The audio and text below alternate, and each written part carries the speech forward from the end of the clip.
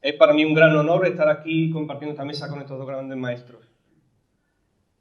Bueno, seguramente muchos de vosotros ya nos conocéis, al Club de los Viernes me refiero, y al Círculo Libre Albaciada, y para los que no, os invito a que os deis una vueltecita por nuestra página web o nos sigáis en redes sociales, ¿vale? Ahí tenéis toda la información para el resto de eventos, para cosas que hacemos, para si os queréis asociar o simplemente queréis colaborar. Sabed también que el próximo jueves 1 de febrero cerraremos este certamen de conferencias con una conferencia que nos dará el periodista de Libertad Digital Domingo Soriano. Eso será el 1 de febrero aquí también en la USA a las 7 de la tarde.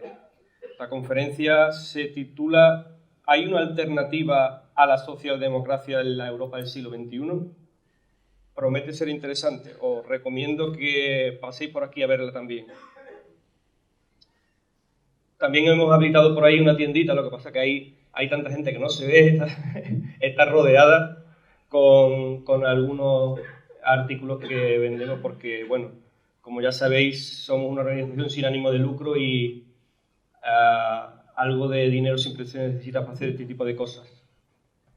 Bueno, paso ya a presentar de forma breve a nuestros dos ponentes de hoy.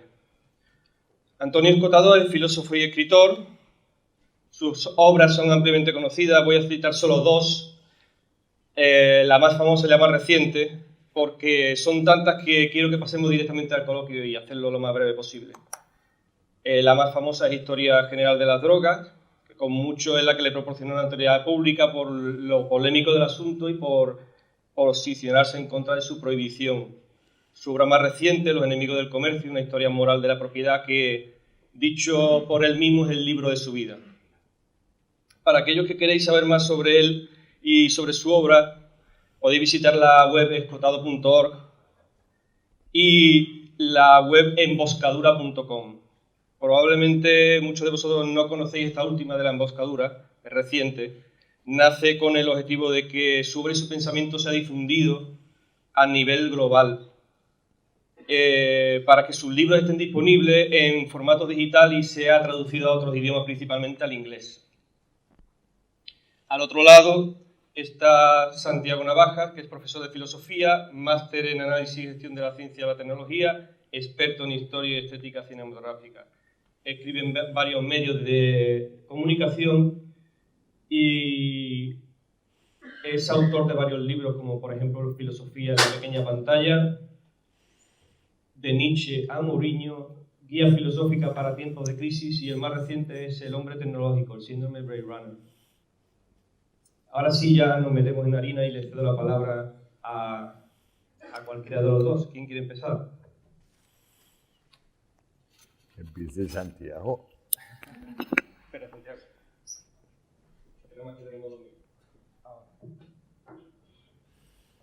Muchas gracias por venir, es maravilloso ver esta sala tan llena, en particular para escuchar a un maestro como Antonio Escotado, del que le recomiendo la página que ha comentado Cristian, La Emboscadura, en la que se pueden descargar toda su obra. Yo de Antonio me he leído muchísima obra, incluso su traducción. Ahora estoy leyendo la traducción que hizo del Leviatán de Thomas Hobbes, que se os recomiendo porque para los liberales es un poco nuestro punto de partida, aunque es paradójico. Esto lo podemos comentar luego porque ellos tienen de Thomas Hobbes una especie de despotismo ilustrado por esa paradoja que está muchas veces dentro del liberalismo. Y bueno, primero le quiero pedir disculpas por el retraso, pero venimos de Granada y de Madrid respectivamente y nos ha costado un poco llegar puntualmente. Granada lleva que comunicar casi 3 años por tren, con lo cual es difícil salir de la ciudad por este régimen socialista que llevamos soportando en Andalucía 40 años ininterrumpidamente, que es una de las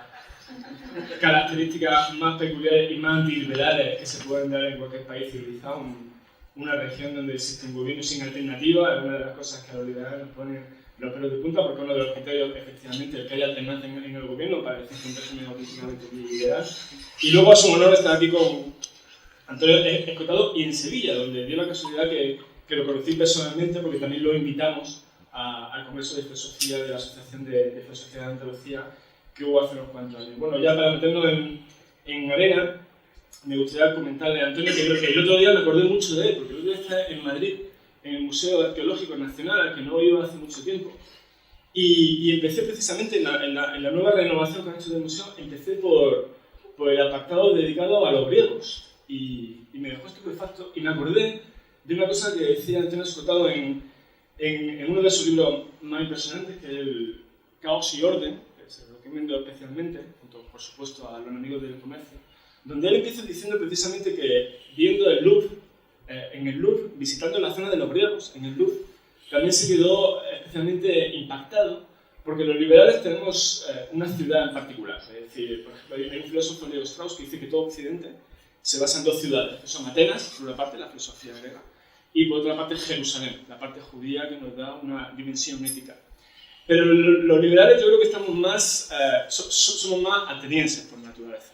Es decir, somos gente que donde realmente vivimos el tema de la libertad es en el mundo griego, dominado por dos conceptos fundamentales, que es el tema de la isonomía, la cuestión de que somos todos iguales ante la ley, cosa que también está en cuestión en nuestras sociedades actualmente, cuando cada vez más existen estas asimetrías, por ejemplo, entre hombres y mujeres vinculados a estas leyes de género que establecen esta dicotomía, estas luchas de sexos entre uno y otro. Y por otro lado, a la inseguridad, que es el concepto no solo de la libertad de expresión, sino el concepto de saber capaz de decir aquello que uno piensa que es verdad, aunque se ofenda a la mayoría. En ese aspecto, Antonio Escotado, un maestro en ambas cosas. Es decir, uno sabe que Antonio Escotado no se va a parar a la hora de decir efectivamente lo que piensa, aunque le duela a la mayoría. Entonces yo creo que podemos empezar por ahí, Antonio, si te parece, en el hecho de que los liberales somos griegos, por ejemplo, somos atenienses en particular, ¿no? Porque en Atenas está esa reivindicación de la libertad y del ciudadano como alguien que es capaz de oponerse al Estado. Es decir, en Grecia el ciudadano es algo que desde el que surge el Estado. No es el ciudadano el que depende del Estado, sino que es el Estado el que depende del ciudadano. Bueno, ahora el último libro que pues, calculo tener, el último libro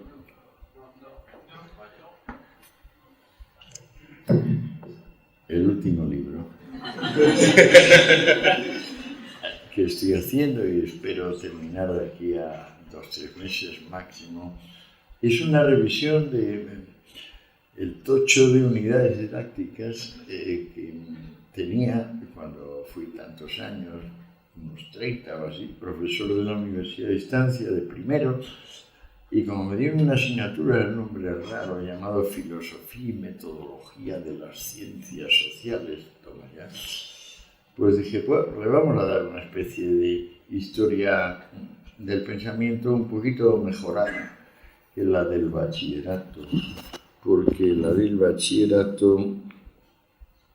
¿Esto para qué? Ah, para otro de estos. No, bien.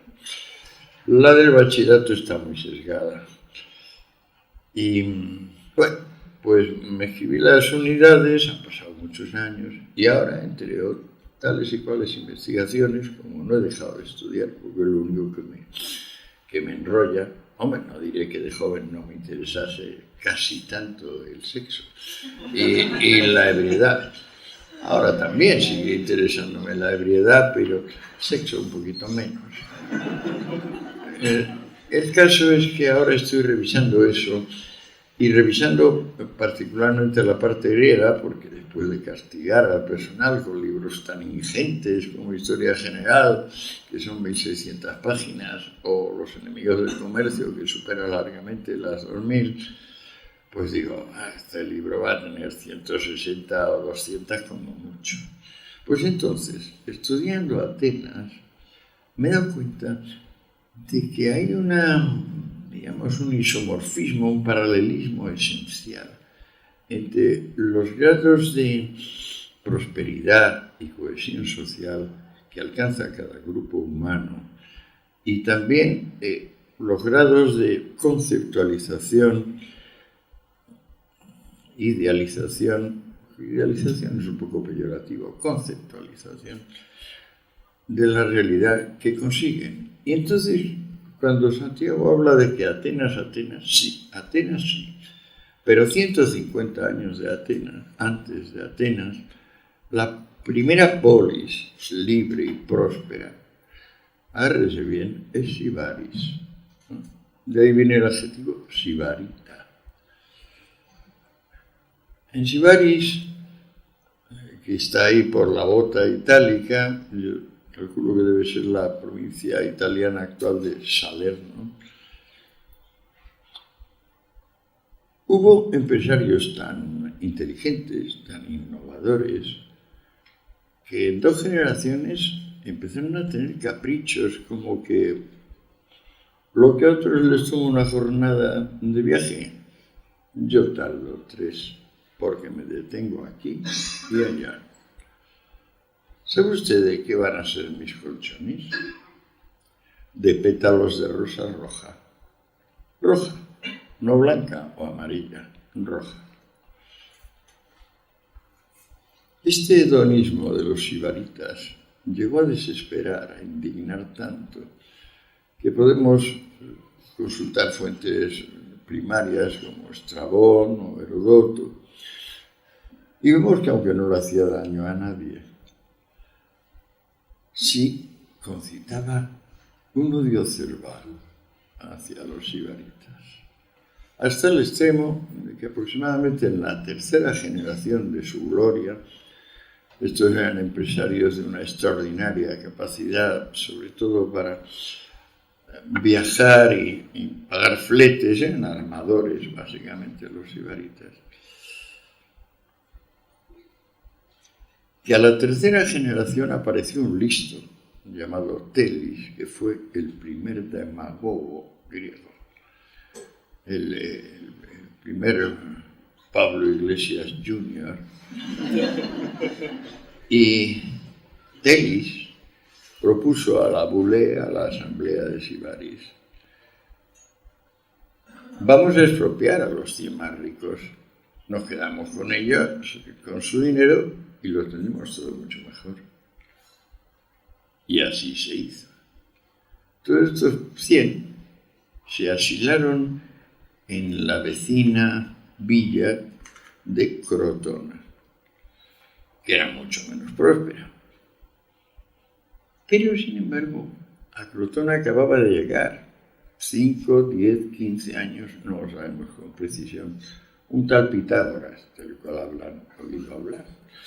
Es posiblemente el hombre con más impronta en la historia universal, al menos si los inventos que se les atribuyen son verídicos.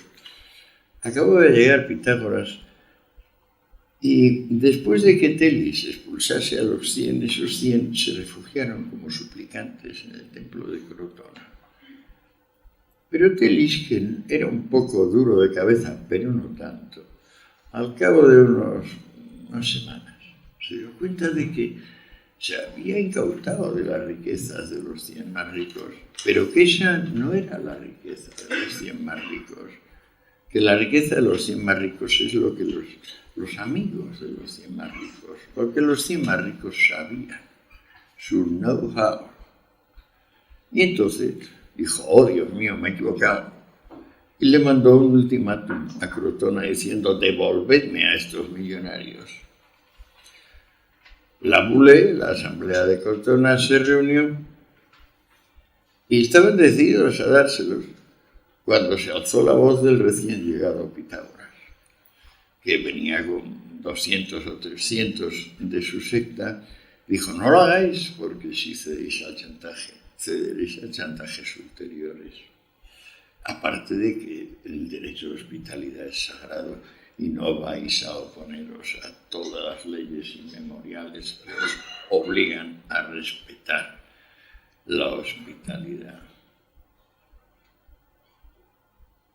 Con Pitágoras venía el famosísimo Mirón, que había ganado 4 olimpiadas seguidas, la mayor parte de las especialidades, pero sobre todo la de lucha, que se puso a la cabeza del ejército de Crotona y destrozó a Telis. Los sibaritas, los 100 sibaritas primarios volvieron, la ciudad volvió a florecer. ¿A qué viene este inciso?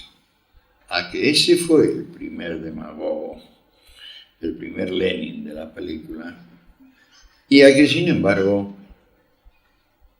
Los sibaritas nunca consiguieron librarse de la infamia, del odio, de la envidia, del rencor de sus vecinos, de modo que padecieron hasta 4 invasiones más, tuvieron un horrible terremoto que desvió el río, que prácticamente mantenía a su puerto, y Sibaris desapareció.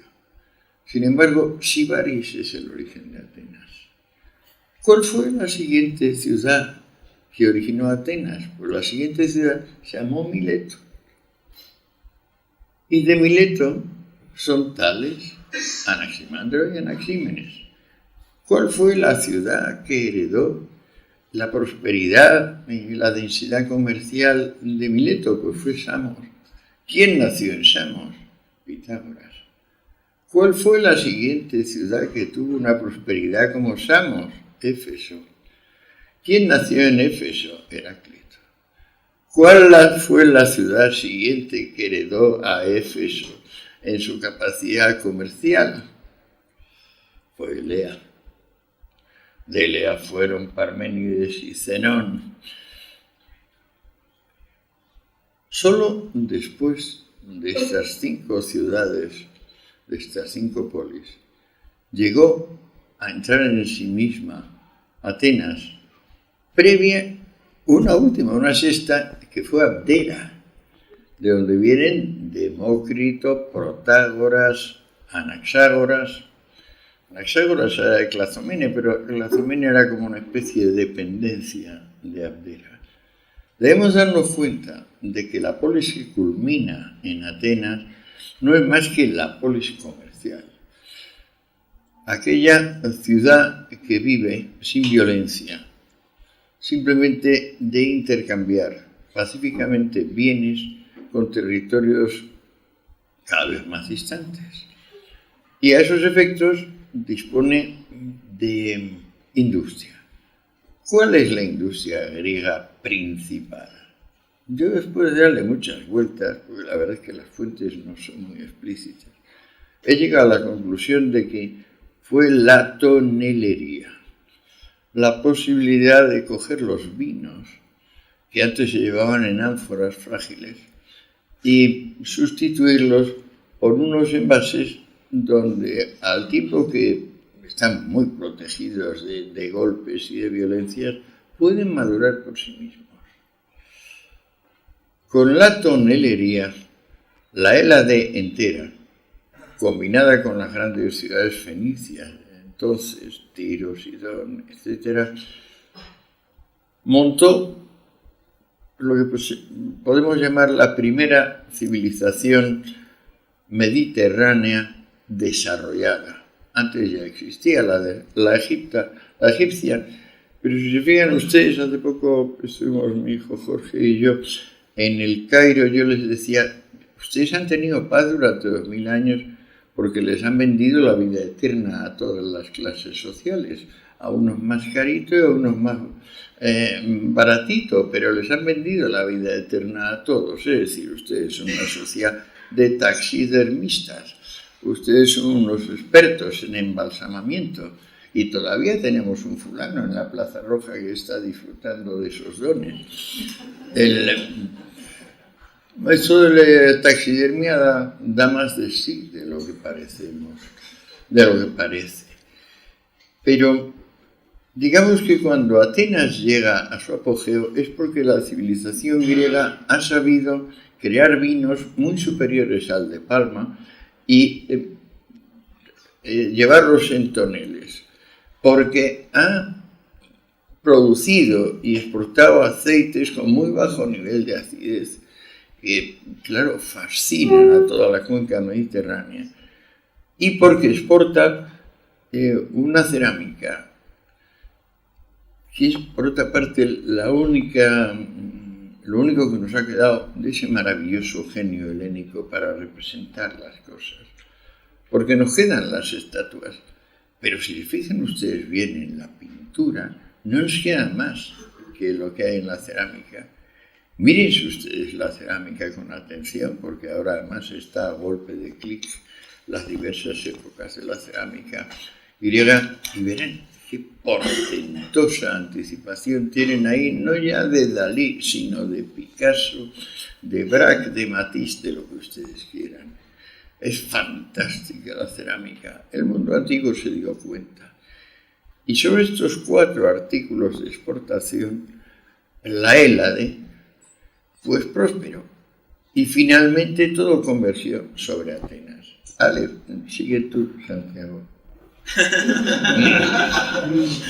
Bueno, este magistral resumen heterodoxo también de lo que era la filosofía griega, claro, desde ese punto de vista de la tonelería, que es la primera vez que lo he dicho. Te quiero plantear cuál es la otra gran ciudad de los liberales, porque les comentaba antes lo del libro de Caos y Orden, y un poco eso tiene que ver un poco con el título de la conferencia de los enemigos de la libertad. Porque los liberales somos gente muy rara en el sentido de cómo lo explica aquí Antonio Escotado, y es que nosotros intentamos hacer una cosa que al principio parece imposible, que es crear un orden dentro del caos. Mientras que el resto de la gente, tanto conservadores como socialistas, son muy apasionados del orden, mientras que los conservadores lo que están más bien es intentando mirar hacia el pasado para intentar volver a restaurar una edad de oro mítica que pasó en el pasado. Los socialistas se proyectan hacia esa edad de oro, pero en el futuro. Entonces, lo implementan todo, pero desde esa especie de paraíso socialista sin clase al que quieren llegar. Mientras que los liberales no, los liberales estamos encantados de esa dicotomía que tú estableces entre el orden y el caos, esa dialéctica en el que, claro, hay una cuestión clave, que es el tema de la creatividad y el tema de la innovación. Entonces, en ese aspecto hay otra ciudad fantástica para nosotros los liberales, que es Edimburgo. Porque en Edimburgo fueron donde estuvieron Adam Smith y David Hume. Y entonces pasó una cosa... Y Tomás de Quincey. Y Tomás de Quincey.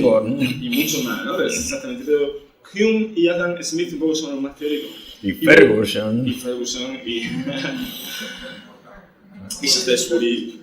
Pero llegó Rousseau. Llegó Rousseau, perseguido por toda Europa, y David Hume lo acogió en su casa, trató con él y acabó muy mal. Y yo creo que es muy significativo eso, porque Rousseau un poco el padre, en cierta forma, de todo lo que has comentado tú antes, tanto de Lenin como de Pablo Iglesias. De Telis de Megara, o sea, es la reencarnación de Telis de Megara, es Rousseau. Es Rousseau, exactamente. Eso de que David Hume acogiera en su casa a Rousseau fue un poco como si Lenin y Washington hubiesen estado juntos. Le dio de comer, le dio dinero y de repente un día el otro se escapó pensando que le quería envenenar. Qué forma más agradecida de recibir el trato. Creo que los liberales tenemos por norma: no pidas sin dar, no recibas con ingratitud. Pero ninguna de las dos sentencias estaba dispuesta a cumplirla el ginebrino, que luego confesó en las confesiones, dice literalmente: yo no me empalmo si no me dan latigazos. Señor un poco raro. Señor un poco raro. Pero muy venerado, muy respetado, sobre todo por Lenin. Yo diría que Edimburgo está muy bien, pero Viena es lo único parecido a Atenas del periodo de Pericles, a mi juicio. Viena en tipos de Freud y de la revolución cuántica y de Mach. Es una ciudad colosal y toda la revolución arquitectónica extraordinaria. Schrödinger, extraordinaria. Sí, pero me refería en ese aspecto. ¿Cuáles son los enemigos de la libertad? Hemos hablado de los amigos de la libertad. Los griegos por una parte, los escoceses por otra. ¿Y qué es lo que sucede? Leyendo, por ejemplo, tu traducción de Thomas Hobbes, en Thomas Hobbes hay una cosa, que está el origen del liberalismo, a la hora de configurar un poco lo que luego va a suceder, pero él da un paso atrás y al final lo que crea es un estado absolutista perfecto. Lo que pasa es que dirigido por un déspota ilustrado. Y claro, te das cuenta de cuáles son los dos valores que fundamentan a los enemigos de la libertad, que son la seguridad y la paz. Eso es un poco lo que pone Hobbes frente a la libertad. Entonces, mientras que los liberales somos muy apasionados de la libertad, con el precio que eso acontece, que es el caos, la gente que es enemiga de la libertad favorece más la seguridad y la paz. Ya lo decía Hayek, que los socialistas tienen buena voluntad, lo que pasa es que no se dan cuenta de cuáles son también los puntos débiles de su teoría y las consecuencias negativas a lo que puede llegar. Yo hoy en día veo, como en tiempos de Hayek, que hay 3 grandes enemigos de la libertad, que son el planteamiento anticientífico, por una parte, que está muy reflejado, por ejemplo, en el ecologismo radical, que está en contra de los transgénicos, que está en contra de las antivacunas. También un espíritu muy antiliberal que está en todos aquellos que están en contra de la libertad, que tiene su ejemplificación más clara en las feministas de género, que están actualmente haciendo una absoluta inquisición contra todos aquellos que no se pliegan a sus dogmas. Woody Allen lo van a convertir en un muerto civil y en un muerto profesional por una supuesta sospecha que se lanzaron hace muchos años. Y luego está la cuestión antiindividualista, de todos aquellos que creen que el colectivo está por encima del individuo. Y el liberalismo se basa, al fin y al cabo, en dos fundamentos, ¿no? Que son la defensa del individuo, el hecho de que cada uno sabe mejor que cualquier gobierno lo que le viene bien, y eso en el tema de la prohibición de la droga es fundamental. Y luego la cuestión de la libertad. Esas dos cosas van muy relacionadas, ¿no? El individualismo y el tema de la libertad. Vamos a ver, a mí me tomó mucho tiempo darme cuenta de que el socialismo era la evolución natural del liberalismo, pero que inmediatamente después de formularse así en Saint-Simon, que es un enorme pensador, un visionario, un contemporáneo de Hegel, inmediatamente después el socialismo se bifurcó en una rama democrática y en una rama mesiánica. Esa rama mesiánica entroncaba con la máxima barbarie conservadora que podemos situar en... Aquí no vamos a olvidar a buscarnos ejemplos abstractos. La máxima barbarie acontece cuando un señor que tenía cientos de siervos y miles de ovejas y ganado, un tal Abraham, oye una voz interior que le dice: degollarás a tu hijo, y confía en esa voz. En vez de pensar, caray, he escuchado mal, esto ha debido ser un mal sueño, no me debo fiar tanto de mis primeras impresiones. En vez de eso, se fundan las religiones universalistas, monoteístas, con vocación de dominio universal. Porque ese es el primer señor que dice que no va a usar sus sentidos ni su entendimiento, que va a creer.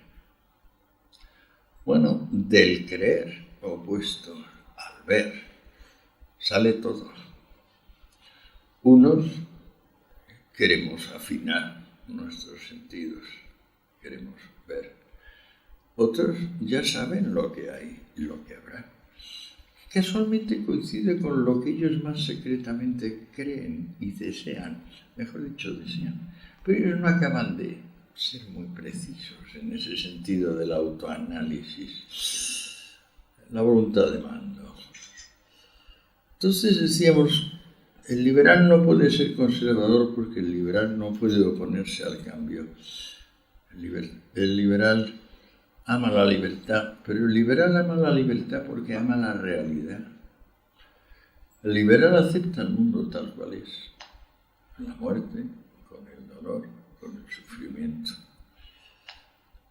Piensa que es un pataleo inútil andarse quejando y confiar en un cielo como el que promete Mahoma o el que promete Abraham,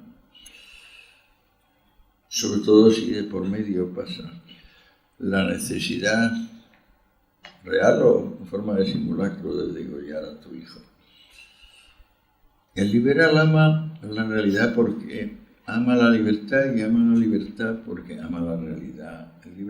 El liberal está simplemente abierto a intentar saber un poco más dentro de esta inmensidad de la ignorancia, donde nos vemos situados desde el acto mismo de nacer.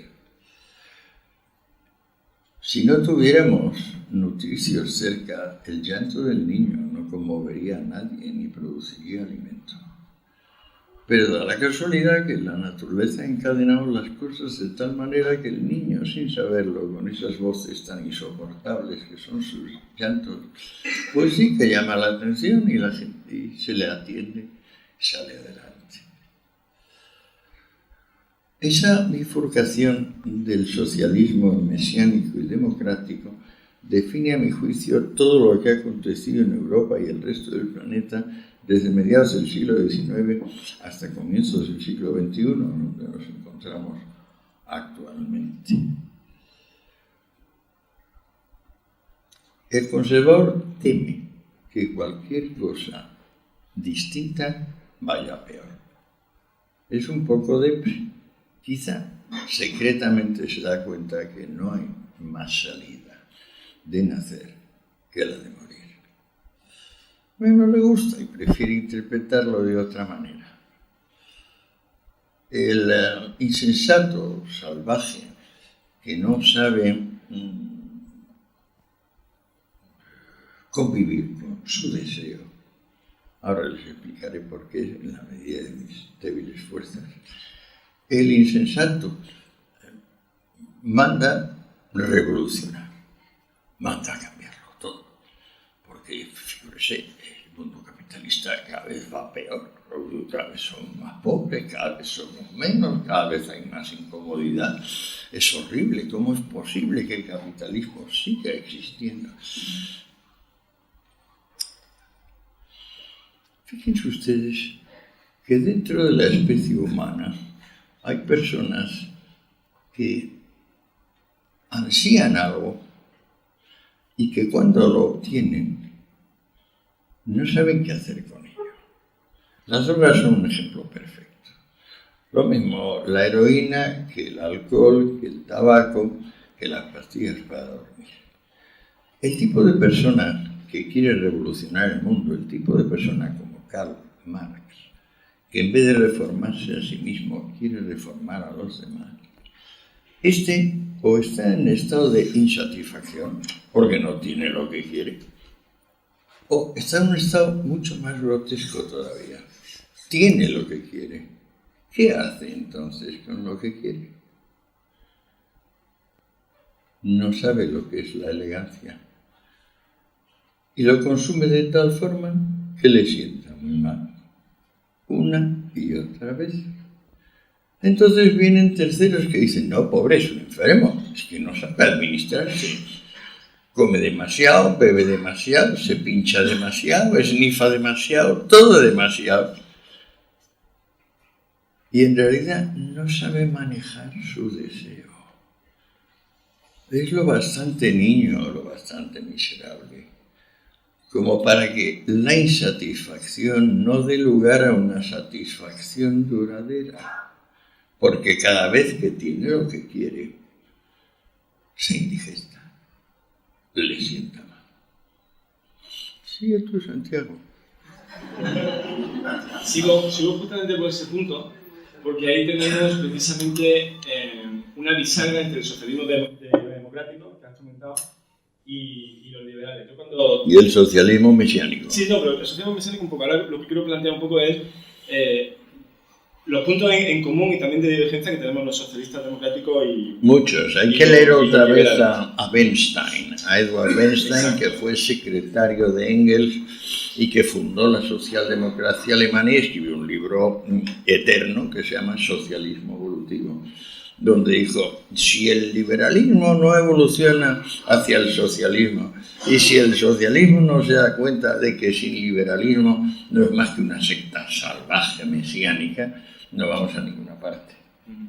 Ahí es donde quería un poco incidir ahora, en esa diferencia que todavía existe entre el socialismo y el liberalismo, que yo creo que es, digamos, el punto clave ya en el siglo XXI, donde efectivamente todo el mundo acepta la economía de mercado, pero un poco lo que discutimos es en los matices y la forma de dirigir esa economía de mercado. Yo, cuando estaba en la facultad, leía 3 obras donde sentía que había una tensión que todavía no he resuelto, aunque yo me apunto quizá un poco más al liberalismo, quizás un poco más hacia la socialdemocracia, podemos decir, y era por un lado Hayek, ¿no? Hayek que fue el que nos convenció de que el capitalismo efectivamente era un sistema complejo e impredecible. Pero por otro lado, también leía a otros liberales como Friedman, que nos decían que bueno, el sistema complejo e impredecible, pero que se puede manipular hasta cierto punto. Que la cuestión un poco es cómo llegamos a manipular ese sistema de forma tal que las políticas públicas se puedan hacer de un modo liberal o de un modo socialista. Por poner un ejemplo donde se ve muy bien, ¿no? En países como Austria, uno resulta que es el Estado lo hace uno automáticamente un donante de órganos. Con lo cual, uno si quiere se borra de ese sistema de donante de órganos. Pero ya la propia institucionalización de cómo está hecha la ley te empuja, por así decir, pero sin vulnerar tu libertad individual para que sea donante de órganos. Entonces, esa es una forma liberal de hacer que llegamos a un resultado social benévolo sin forzar la voluntad de la gente. Y luego hay otro punto, ¿no? Es decir, cómo podemos, entre comillas, manipular a la sociedad para llegar a resultados sociales buenos sin, por un lado, vulnerar la libertad de la gente. El sistema de cuotas, por otro lado, sería un sistema socialista en que efectivamente tú le estás imponiendo, en este caso, a los empresarios que en sus empresas tiene que haber un determinado número de mujeres en los consejos de administración en lugar de simplemente pedírselo. Y luego está la vertiente conservadora, que es una cosa que también apuntaba Marx en el Manifiesto Comunista, pero yo creo que el Manifiesto Comunista es un manifiesto que los liberales nos tenemos que saber de punta a rabo, porque por un lado hace Marx una especie de reconocimiento de la potencia del capitalismo a la hora de producir riqueza y a la hora de cambiar la propia sociedad, pero Marx dice una cosa que siempre me ha preocupado y que los conservadores, por otra parte, también señalan, y es que, como tú señalas, el capitalismo está constantemente destruyendo lo que hay, con lo cual eso es un peligro incluso para los valores burgueses, es decir, que el capitalismo también tiene cierta tendencia hacia el nihilismo. Entonces, esos tres hilos, por un lado, que el capitalismo es un sistema complejo e impredecible, por otro lado, que lo podemos manipular de alguna forma, pero, y esa es la cuestión liberal, nunca jamás sin llegar a tocar la libertad de los individuos que lo componen, y por otra parte la cuestión conservadora del nihilismo, es decir, tú y yo, por ejemplo, somos unos grandes defensores de la despenalización de la droga. Pero es verdad que los conservadores les admito cierta razón en el sentido de que eso puede ser peligroso desde el punto de vista de los valores, y ahora lo estamos viendo en Estados Unidos con la plaga que hay de muertes por sobredosis de opiáceos, ¿no? Entonces yo creo que esos tres vectores crean una tensión que tenemos que plantearnos, ¿no?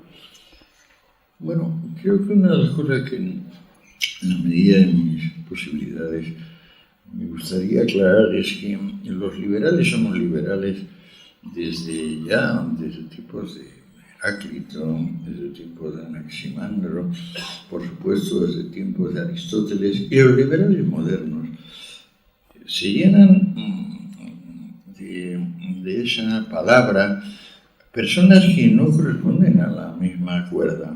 Por ejemplo, no forma parte de la Escuela Austriaca de Economía Schumpeter, que es quizás su luminaria más grande después de Menger, el fundador. Sin embargo, se meten en la Escuela Austriaca de Economía personas como Mises, que es un maniqueo, es un anticomunista tan ferviente como es un anticapitalista o un antiliberal ferviente Karl Marx. Creo que el liberal nunca puede aceptar dicotomías. El liberal no es dualista. El liberal está siempre esperando aquello que la realidad le enseña. El liberal no va a enseñarle a la realidad nada, ni le va a imprimir ningún giro a su vecino. Va a reclamar una sociedad donde la coerción sea mínima. Pero eso no quiere decir que no sea consciente de que la libertad es conciencia de la necesidad y que solo con ingenio técnico, con paciencia, con entendimiento respecto del vecino, se pueden las cosas ir progresando y la necesidad retrocediendo. Si llaman ustedes a la necesidad intemperie, quizás lo tienen más claro para entenderlo. Hemos nacido en la intemperie y ya la hemos hecho retroceder mucho. En gran medida gracias a la libertad. Pero la libertad a su vez no es más que la manifestación del amor por la realidad, el hecho de que no somos rencorosos, el hecho de que cuando tenemos nuestra satisfacción la disfrutamos con elegancia, con mesura. Por ejemplo, que ciframos nuestro destino y nuestro bien en morirnos y que nuestros vecinos se acuerden de nosotros diciendo qué simpático, qué buena gente. No hay más. El que pretenda más allá de eso es un peligro público. Se dé cuenta o no. Sin ese punto de prosaísmo, donde libertad y necesidad se confunden en todo momento, no nos daremos ni siquiera cuenta que dentro de la tendencia liberal Hay un liberalismo doctrinario, por el cual nos advirtió ya Adam Smith con el ejemplo del ajedrez, diciendo que el liberal doctrinario, o el hombre doctrinario, en inglés dice the man of system, cree que se puede jugar políticamente con la humanidad como si fuesen piezas de ajedrez. Pero Smith comenta, la verdad en la vida humana y en las sociedades humanas es que cada pieza tiene vida propia y solo ella se puede mover a sí misma. Cualquier pretensión de hacer otra cosa es tiránica. De modo que pseudo-liberales como Mises o como Murray Rothbard o como muchas variantes contemporáneas están mucho más cerca de la coerción, del simplismo y de la barbarie, de lo que podemos imaginar. Lo primero que tiene que ser el liberal es muy flexible y escuchar. Por ejemplo, a la inteligencia y a la libertad se le ha dado como don ancestral la elocuencia. El tonto, el canalla, el miserable, no es elocuente. Como decía Heráclito, como no sabe escuchar, tampoco puede hablar. Entonces recurrirá a censores, recurrirá a carceleros, recurrirá a cualquier tipo de violencia y demostrará que la naturaleza está contra él. Porque cuanto menos gasto de energía haya que hacer para que una cosa sea lo que sea, más estamos en la naturaleza. Nos ayuda la belleza, nos ayuda la bondad, nos ayuda la verdad, siempre que no las confundamos, las pongamos con mayúsculas y las opongamos a alguien. Yo no veo mucha diferencia entre Murray y Rothbard, de verdad. Y, ¿qué voy a decir? Karl Kautsky, por hablar de un socialdemócrata que luego se hizo cada vez más socialdemócrata y finalmente liberal plenamente.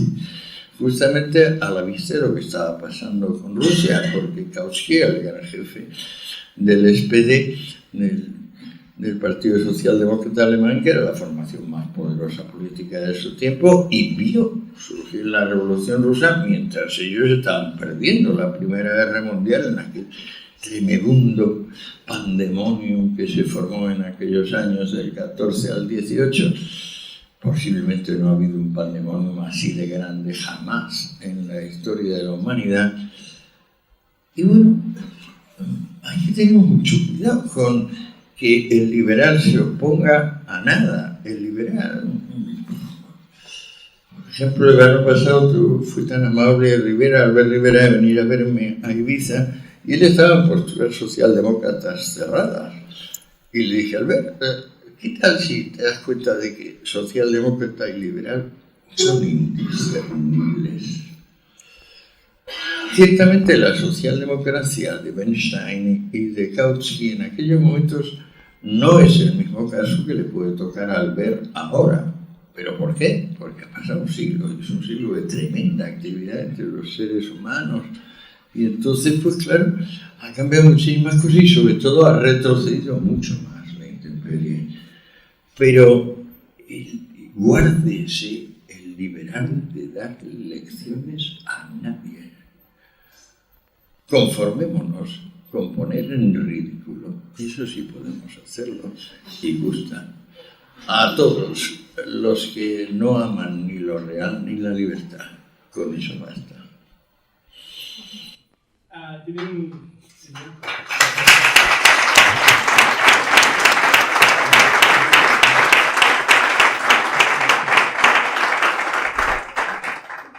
Se inventa un término aquí en Caos y Orden que me ha gustado mucho y que siempre lo he tenido un poco presente en mi vida, es la diferencia entre lo que él comenta que son mando-obedientes y libertarios, ¿no? El mando-obediente es aquel que tiene esta tendencia a decir que sí y a obedecer sistemáticamente. Sin embargo, el libertario lo contrario. O a mandar sistemáticamente. O a mandar y a obedecer, esa dinámica, ¿no? O sea, obedezco mucho para poder mandar omnímodamente luego, o viceversa. Mientras que el liberal un poco es lo que tú controlas, ¿no? El libertario es el que dice que no. En ese aspecto recordaba, por ejemplo, una novela de Bulgakov, El maestro y Margarita, donde el demonio aparece en Moscú y crea el caos en la ciudad. Y una de las cosas curiosas de esa novela es que el demonio comenta a Bulgakov que todos los días desayuna con Kant, con el filósofo Kant, que es una cosa que me dejó muy impresionada en su momento. Luego cuando estudié a Kant lo entendí, porque tiene un opúsculo Kant, que es la Ilustración, que es otro de los panfletos fundamentales del liberalismo, donde Kant precisamente lo que dice es que uno tiene que guiarse su propia vida por uno mismo, y él dice, sapere aude famoso, atrévete a pensar, y pone una serie de ejemplos de personas que quieren que hagamos las cosas obedeciendo sin reflexionar, ¿no? Entonces dice, el sacerdote te pide que obedezcas, el que cobra los impuestos quiere que obedezcas, y nunca que reflexiones. Y Kant, sin embargo, establece ahí el tema del liberalismo, que es no seas un servidor sin por lo menos poner un pero en contra, por lo menos sin alzar la voz para... Exige que el ser humano siempre sea un fin en sí, no un medio. Exacto. Con esto desarmas a cualquier tirano, a cualquier miserable, a cualquier ladrón. Y no uses a las personas como cosas, como palancas que finalmente te aupan a ti o aupan a una idea o a un sistema del mundo. No lo hagas jamás. Y por eso es por lo que, por ejemplo, el criador de plantas y el criador de animales está legitimado para hibridar, para hacer mezclas. El ser humano no lo está. Cualquiera que se atreva a eso está violando lo más esencial, está tratando a un fin como si fuera un medio. Y eso no quiere decir, ojo, es una cuestión interesante. La genética no debe ser interferida. Estamos llenos de leyes actuales que prohíben cosas que son imposibles y con eso demuestran su propia idiocia. No se puede prohibir una cosa hoy por hoy imposible. De la genética se puede esperar fácilmente la eternidad del ser humano.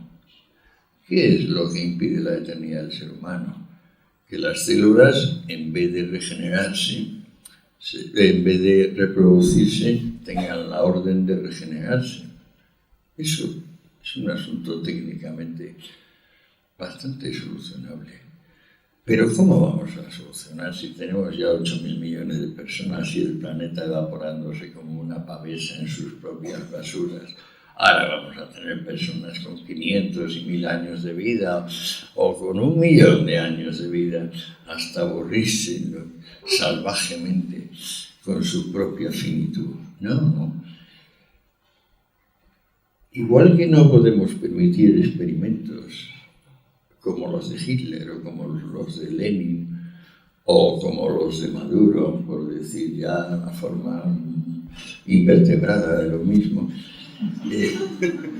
igual que no podemos pedir esos experimentos, no podemos impedir el desarrollo del saber en cualquiera de sus ramas, porque el saber es lo divino del hombre. Ya lo decía Aristóteles, el nous, la inteligencia, es lo divino del hombre.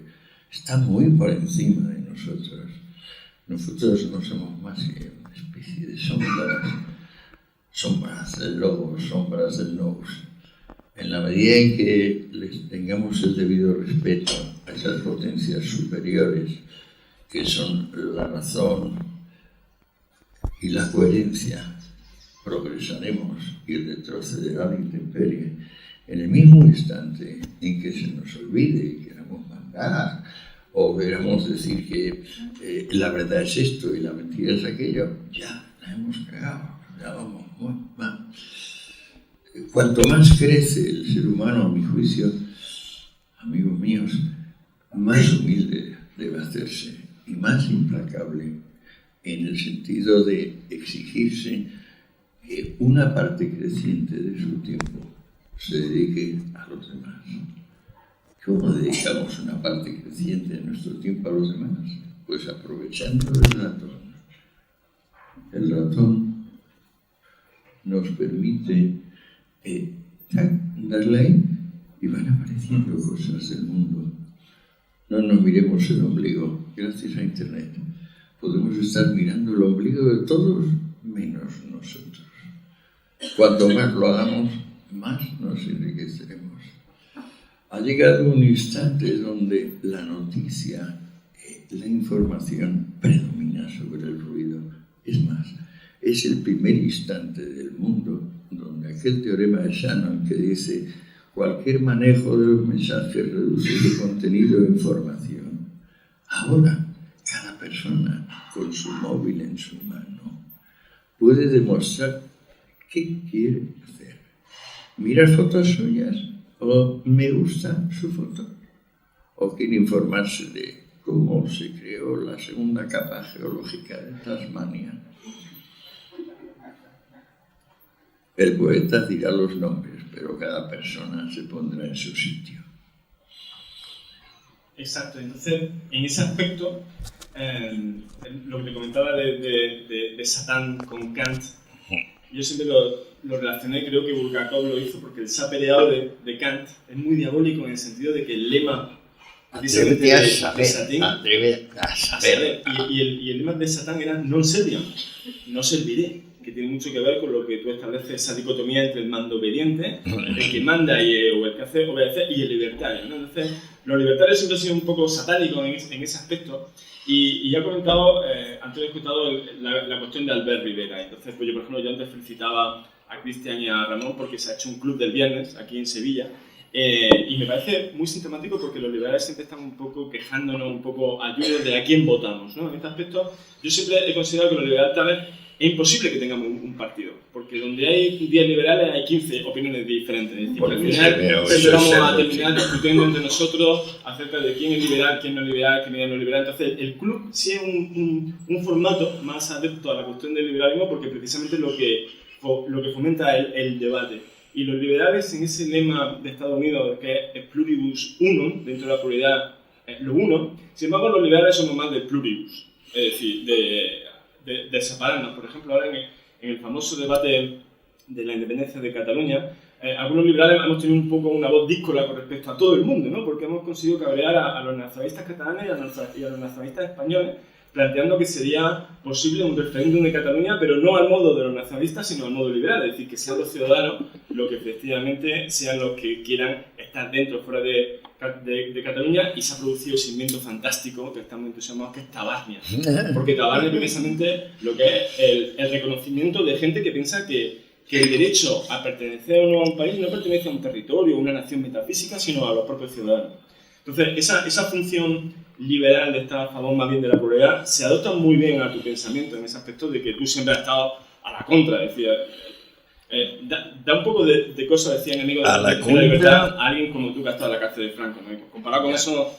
Pero a la contra pragmáticamente, o sea, esto de que los liberales nos dividimos y unos dicen esto, a unos les gusta la F, otros la G, otros la H, otros la M, no.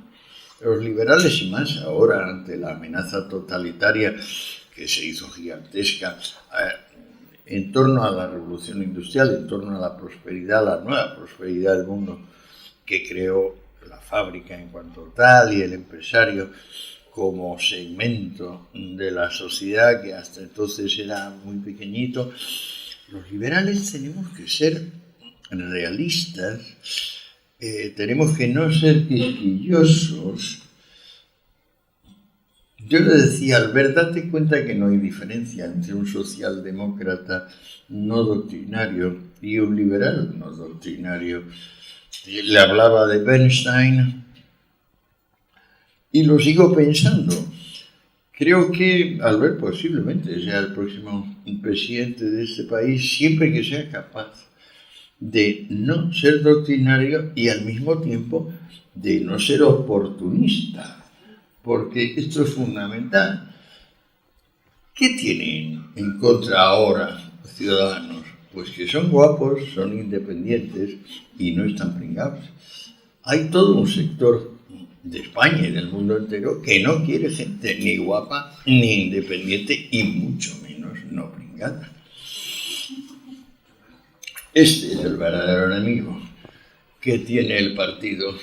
Bueno, recordemos lo que decía antes de la elocuencia, de que la naturaleza ha dotado a la verdad con un poder tal que todo tipo de engaño y embuste necesita carceleros, censores y una inversión física muy superior a la que consigue simplemente cualquier persona de buena voluntad y entendimiento normal, diciendo lo que piensa, si es que ha pensado algo en su vida.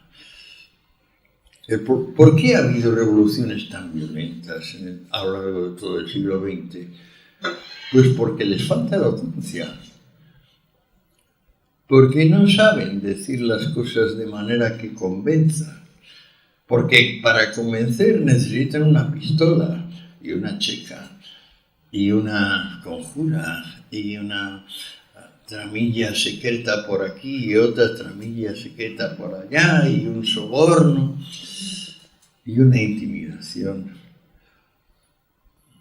A mí me parece que la naturaleza, con todo lo severa que es, diciendo, ale, aquí te lanzo, no tendrás la protección de un terruño, un ramaje, búscate la vida y aprende a morir sin miedo, o si no, vivirás como un lacayo miserable. La naturaleza, al decir eso, hace lo único que puede para eternizar la finitud.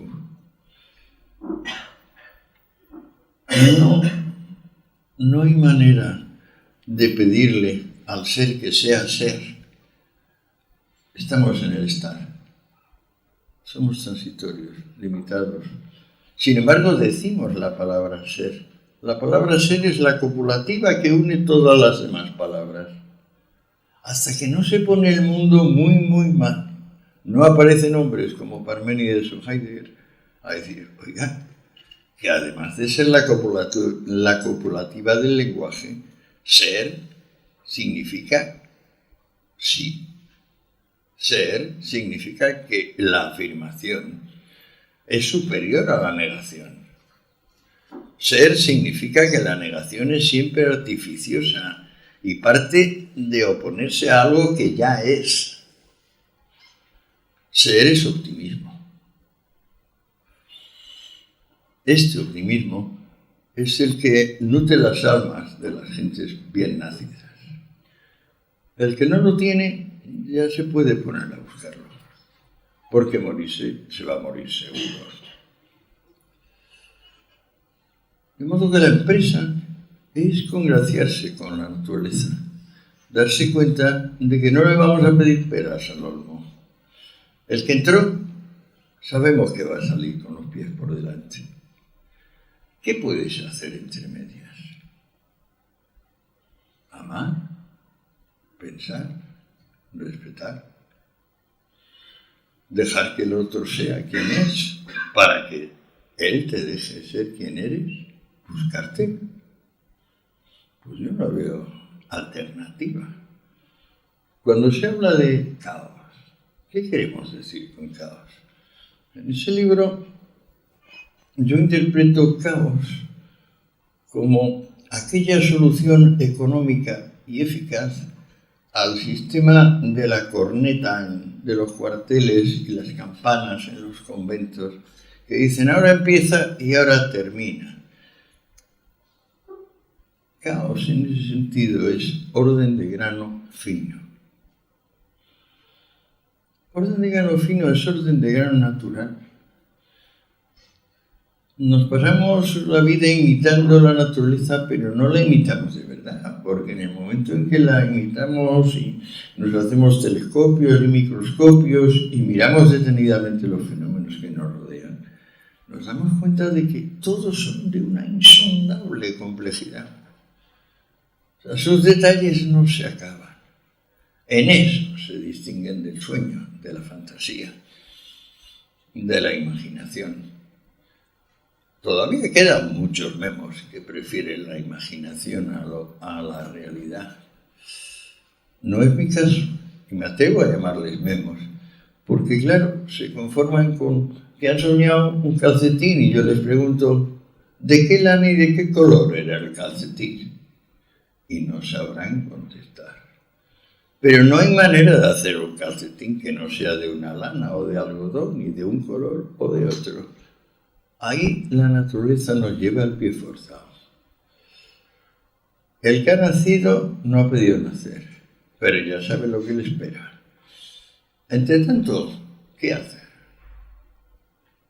Yo les propongo que pensar y ser libres.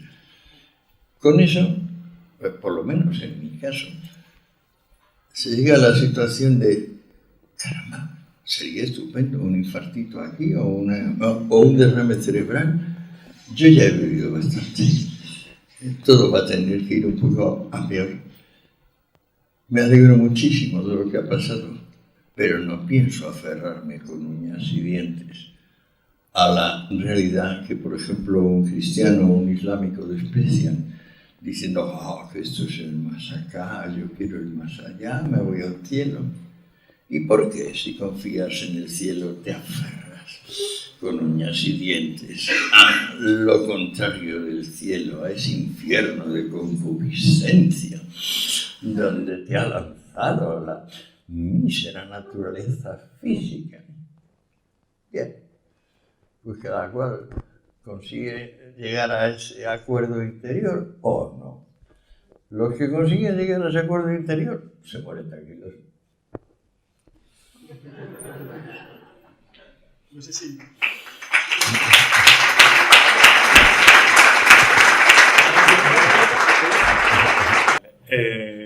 Bueno, yo un poco te he seguido mucho, te he visto todos tus vídeos en YouTube, te he leído el libro.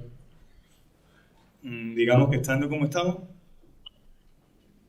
con toda la riqueza que nos da el capitalismo, todas las mejoras de todo, vamos al calentamiento climático y una macroextinción de especies. ¿Cómo defiendes el no actuar? No, actuar. Si hubiéramos hecho una charla sobre economía, a mí me encantaría hablar de muchas cosas muy concretas. O sea, por ejemplo, la proporción de reserva de divisas en los bancos centrales del mundo, la evolución del derecho tributario, dónde debe ir el crédito barato, etcétera. Pero es que eso es otro día. Es que eso da para un ciclo de 20 conferencias, economía técnica. O sea, he intentado evitarlo a rajatabla y por eso no he hablado de capitalismo. Habla usted de Atenas, de Jerusalén, y me gustaría saber, ya por repasar las grandes ciudades, Roma, ¿en qué papel estaría? Roma es el momento donde el individuo decide sacrificarse a lo común, se hace un esclavo del Estado y al mismo tiempo la sociedad, sin darse cuenta que tanto amaba la autonomía, se convierten en esclavos todos. Por ejemplo, si ya estamos en la época de los emperadores más ilustres, los antoninos, además en España es un buen número de ellos, la crisis económica inducida por el hecho de que haya 20 esclavos por cada hombre libre hace que en tiempo de los antoninos los hombres libres estén mantenidos a través de un impuesto, la nona, que les da como mínimo trigo, pero a veces también les da aceite, también aceite de masajes, que para los romanos eso en las termas era casi tan esencial como hoy el móvil. Lo más parecido al móvil eran los aceites para masajes de los romanos y las termas para los romanos. Porque es un pueblo que a su vez quizá se hizo el dominador, el gran maestro del mundo durante 200 años debido a su maravillosa higiene. Es el pueblo más limpio de la antigüedad. Siempre tuvo abundante agua pura y eso le permitió resistir enfermedades que se cargaban a otros pueblos. No está enterado usted, por ejemplo, de que la lepra, nosotros todos tenemos el bacilo de la lepra, pero necesitamos de 3 a 6 meses de no tocar el agua para que salga. Y entonces, claro, como es políticamente incorrecto, ni siquiera Wikipedia nos dice que la lepra es una enfermedad de guarros. Pero así es. Bueno, Roma fue el momento donde el individuo se sacrificó al Estado sin darse mucho futuro, porque había una razón para sacrificarse al Estado, que el romano había descubierto el derecho. El romano había descubierto la profunda diferencia entre el decreto de una asamblea o un individuo y el par de normas que vertebran para siempre una sociedad civil. Que no son más que un par de normas y que se pueden decir de varias formas, pero yo lo he dicho de varias formas, pero es muy cortito.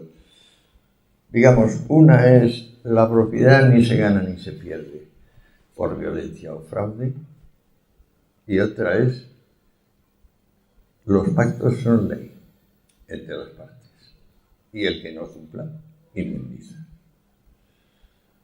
Si ambas cosas se mantienen, una sociedad civil crece, prospera, se llega a dar un Estado, y ese Estado, que primero será un Estado despótico, tiránico, vertical, seguirá haciendo cada vez más parecido a lo que ahora tenemos, las tabletas, Internet. O sea, y entonces nos daremos cuenta de que somos información, que no somos ruido. El ruido es repetir, la información es, de repente aparece, como decía Heráclito, alguien enciende una luz en la noche. Eso es un bit. En relación con lo otro, que como es repetición y repetición es simplemente ruido. También así se distingue la excelsa música del espantoso estruendo mecánico, al que estamos cada vez más sometidos, por otra parte. Roma fue un momento muy alto de la humanidad, pero en el sentido de que fue esclavitud en todos, para todos. Fue esclavitud para Augusto y para César, hombres eminentes, que se esclavizaron al Estado y al bien de la cosa pública, y luego fue esclavitud para todo el resto de la población, que prácticamente el hombre libre dejó de existir. Tipos de Marco Aurelio, el hombre libre es más miserable que el esclavo. Pues el esclavo al fin y al cabo tiene alguna incumbencia. El hombre libre tiene que ser como el del Lazarillo de Tormes, que se echa migas aquí para pensar que comió, pero en realidad lleva unas semanas sin comer, y debajo de la capa no lleva calzones porque los tiene empeñados o están agujereados. El pobre vergonzante. Roma es un pobre vergonzante, desde el año 100 hasta el 500 o 400 y pico, cuando ya se desintegra. Hola, buenas noches. Me llamo Francisco Bernales, encantado. Sí, vale. Y lo primero es decirle que su libro Caos y Orden para mí fue revolucionario. Fue el que me hizo demócrata para mí. Teniendo en cuenta que me considero demócrata, que será verdad o no. Y luego un par de preguntas casi anecdóticas y luego una que quizás sea un poco más larga. Anecdóticas. Después de leer a Marx, a mí me da la impresión de que lo que él creía era en una utopía tipo Metrópolis, que iba a haber un desarrollo brutal y que iba a ser tan extraordinario que nadie iba a tener ni que trabajar. Que lo único que había que hacer era gestionar la abundancia, pero claro, como usted lo conoce seguro 1000 veces mejor que yo, le quería preguntar su opinión. Luego de su... No, espera, no, una por una. Marx pensó que convertir en copropietario, que es lo que se podía hacer nacionalizando las empresas, que convertir en copropietarios a todos los empleados, eso les iba a dar una especie de high, de productividad, de ingenio, tal que, bueno, la hora rentaría como 10 horas. Pero claro, esta postura es totalmente delirante. Sí, con la siguiente. Entonces hay una cosa que yo le imputaba a Marx, que era el papel del empresario, que debe ser algún teórico posterior, el empresario como futuro burócrata. Vale. La otra que es anecdótica es en su entrevista con Pablo Iglesias. Yo me reí mucho en La Tuerca cuando lo invitó y cómo se veía en plan colega, y yo decía, a ver cuándo llegan las tortas, que llegaron al final las tortas. A mí el personaje no me lo acabo de creer nunca. Usted, como lo ha tratado, ¿qué hay de real? Porque me parece que miente siempre y por lo tanto no sé qué dice. Él se busca a sí mismo, es un hombre que se busca a sí mismo. Por una parte, la sombra de sus seguidores es tan alargada que le tiene paralizado. Y cuando terminamos la entrevista me dijo, Antonio, nos vamos a tomar unas copas. Y nos fuimos, pero tiene un sitio así muy privado, y sí que lo tengo en la calle Ferraz, un sitio de vino, de pinchos y tal, donde hay un reservado. Y él lleva 2 policías, en ese caso llevaba una mujer y un hombre armados hasta los dientes. Y se pusieron a nuestro lado, el chef fundió 4 gin tonics, mientras yo me fundía 4 tequilas. Seguimos cada vez más animados, Y me di cuenta que es mucho más, no digo bondadoso, porque no se puede ser bondadoso cuando se siembra el rencor como si fuese abono, pero que él es mucho menos, que vamos, que no se cree las cosas que dice.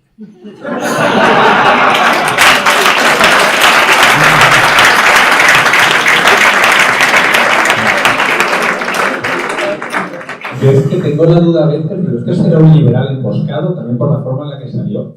Digo, liberal tipo siglo de finales del XVIII, o sea, bueno, voy a poder establecer aquí una dictadura transitoria y luego ya, porque no, pero... Y la tercera, yo soy muy pesimista con la situación en España, optimista con el mundo en general porque es que se ve. Claro, usted tiene acceso a otro nivel totalmente de los mortales.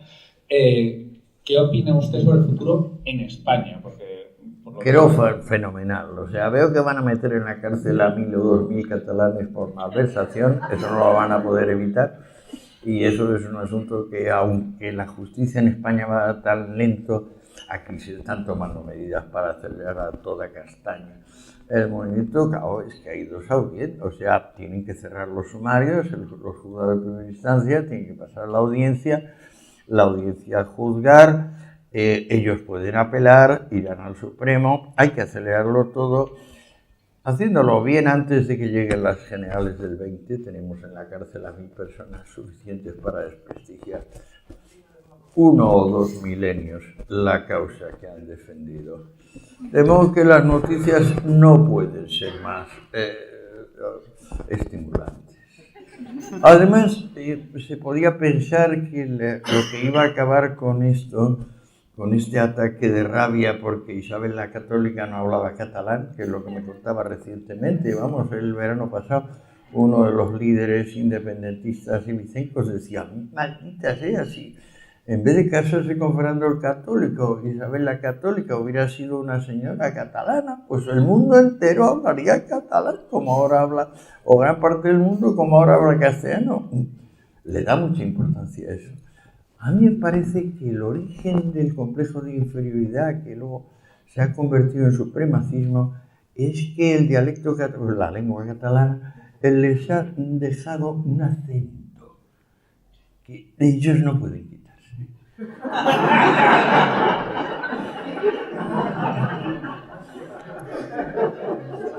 ¿Es usted entonces optimista por eso? Yo soy optimista incorregible. Le vi en la entrevista con, y ya suelto, en Canal Sur, cuando dijo usted, sin lugar a dudas, votaría a Rajoy. No sé si se acuerda usted de aquello, hace mucho tiempo, en una entrevista en Canal Sur, para gran sorpresa del entrevistador. Otro que no sé si creo que no es a Rajoy. ¿Qué piensa usted ya con los años de experiencia que tenemos, del gobierno en general? Hombre, ha quedado fenomenal. Yo siempre digo, este hombre es un cenizo, un pesado, pero, por ejemplo, Pablo Iglesias me habló muy bien de él. Me dijo que es ingeniorísimo, simpaticísimo. Otras personas que no son del PP también me han hablado muy bien de él. Y su gestión de la crisis catalana, aunque fue un poco lenta, y a remolque de Albert, que ahí se portó infinitamente mejor, pues bueno, lo he hecho bien. Creo que poco a poco vamos a tener como dirigentes políticos lo que nunca hemos tenido. Gente guapa, independiente y no pringada. Que Dios nos oiga. Hola, buenas tardes. Don Antonio, un placer que estés aquí, porque para mí me ha solucionado un par de dudas. Que no creía en que se podía separar economía y Estado.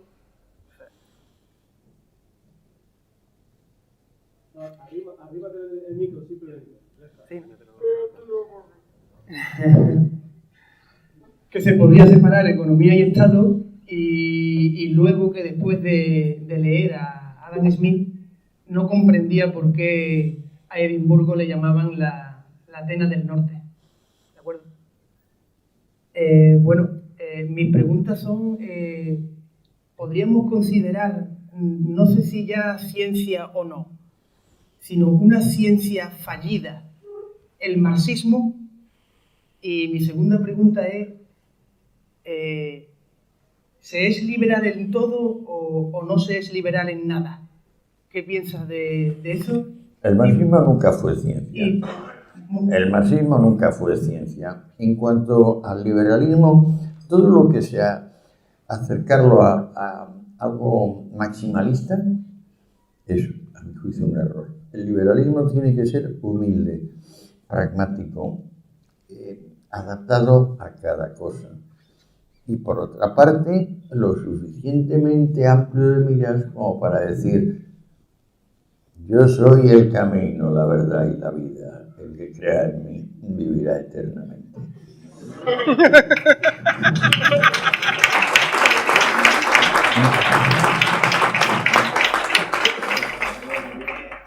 Una última cosa, don Antonio. A colación por lo de modificar los genes y etcétera. Hay una canción de un rockero inglés ya fallecido. ¿Quién quiere vivir para siempre? ¿De acuerdo? Sí, sí. Pero no sé si se lo creía porque era demasiado joven. Pero yo sí me lo creo, ¿de acuerdo? Eso sí. Yo creo que antes de los 65 así es absurdo parar la vida, porque uno tiene que cumplir su aventura y uno tiene que hacer su vida, y es espantoso, es incalificable, no tiene nombre, es trágico ser interrumpido. Pero cuando ya uno ha vivido su vida, seguir aferrándose de una forma consciente e inconsciente a ella son ganas de entristecerse en vano. Breve, por favor, una pregunta breve. ¿Y qué tal si nos vamos y seguimos hablando ahí fuera y fumando? Vale, señores, a pasarlo bien.